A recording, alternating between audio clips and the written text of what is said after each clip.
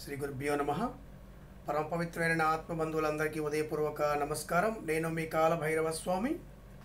తల్లిదండ్రుల యొక్క పాపపుణ్యాలు పిల్లలకి వస్తాయా?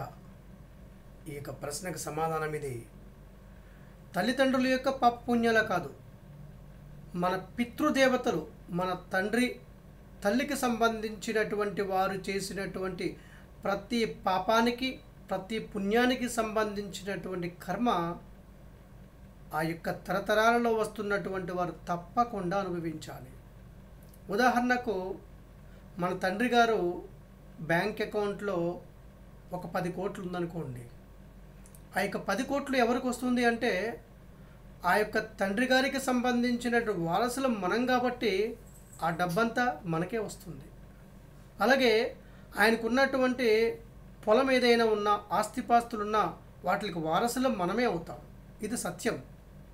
అలాగే తల్లిదండ్రులు చేసినటువంటి తప్పులు వారి యొక్క మనస్సాక్షిని చంపుకొని, ఆత్మవంచన చేసుకొని, ఎవరికైనా పొరపాటున అన్యాయం కానీ, అపకారం కానీ తలపెట్టి వీరు సంపాదించినటువంటి ధనమైన, ధాన్యమైన, ఐశ్వర్యమైన ఏదైనా సరే దానికి సంబంధించినటువంటి, అంటే ఇక్కడ పాపము అంటే మాంసాహారం తినడం వల్ల పాపం వస్తుంది, లేదంటే మనము సరైనటువంటి పూజ చేయకపోవడం వల్ల పాపం వస్తుంది, ఉపవాసం ఉండకపోవడం వల్ల పాపం వస్తుంది. ఇవన్నీ అబద్ధాలు, ఇవి కాదు.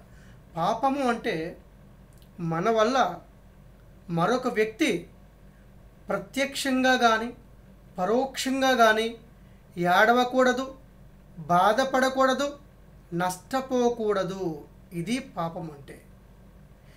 ఎప్పుడైతే మన వల్ల మరొకరు ఏడవడము, మనం వారిని ఏడిపించడము, మనం వారిని బాధ పెట్టడము, వారి ఆస్తులు దోచుకోవడము, వారికి సంబంధించిన ధనాన్ని లాక్కోవడము, వారికి మాయ మాటలు చెప్పడము, వారి ప్రలోభాలకు గురి చేయడము, ఏదో రకంగా వారిని హింసించడము, వారికి ఆస్తిపాస్తులు లాక్కోవడము, వారికి మానసికమైనటువంటి అశాంతిని కలిగించడము, ఎప్పుడూ వారిని తిడుతూ ఉండడము, దూషిస్తూ ఉండడము, వారిని అవమానాలకు గురి చేస్తూ ఉండడము, కొట్టడము, తిట్టడము, ఇలాంటివన్నీ కూడా పాపకర్మలే. ఇలాంటి పాపకర్మం చేయడం వల్ల, ఇలా చేసినటువంటి పనుల వల్ల వారు చివరి రోజుల్లో తప్పకుండా దుష్పరిణామాలు, దుష్కర్మలు, దారుణమైనటువంటి కష్టాలు అనుభవించక తప్పదు. ఇది పక్కన పెడితే వారి తరతరాలుగా ఉన్నటువంటి ఆ యొక్క వారసులకు కూడా వారు చేసినటువంటి పాపకర్మలకు సంబంధించినటువంటి కష్టాలు తప్పకుండా వేధిస్తాయి. ఇక్కడ మనం తెలుసుకోవాల్సింది ఏమంటే, మనందరము కూడా జ్ఞానం ఉన్నటువంటి వాళ్ళం. ఇక్కడ భగవంతుడు ఎక్కడో ఉన్నాడు అనుకుంటాం, ఎక్కడో లేడు. భగవంతుడు మనలో ఉంటాడు.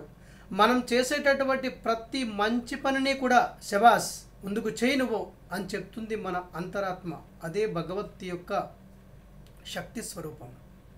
మనం ఏదైనా తప్పు పని చేస్తే మన మనసు చెప్తుంది, నువ్వు చేసేది తప్పు, నువ్వు సరి చేసుకో, ఇది కరెక్ట్ కాదని చెప్తుంది. అదే పరమాత్మ. కానీ ఒక్కొక్కసారి మనకు ఏవో కొన్ని రకాల కోరికల వల్ల మన యొక్క మనసు చెప్పినట్టుగా నడుచుకోకపోవడం వల్లనే అనేక రకాల కష్టాలకు గురవ్వాల్సి వస్తుంది. కొన్ని భౌతిక ఆనందాల కోసం వీటి నుంచి బయటపడి మనస్సాక్షితో కూడినటువంటి సాక్షిభూతమైనటువంటి జీవితాన్ని గడిపి మనల్ని, మన యొక్క వారసుల్ని కూడా పుణ్యం వైపు, అదృష్టం వైపు, ఆనందం వైపు ప్రయాణింప చేసుకోవడానికి ప్రయత్నం చేద్దాం. ఇది ఒకేసారి జరిగిపోదు. నెమ్మదిగా మనం ప్రయత్నం చేస్తే తప్పకుండా అది మనకు అమల్లోకి వస్తుంది. దానివల్ల మంచి ఫలితాలు వస్తాయి.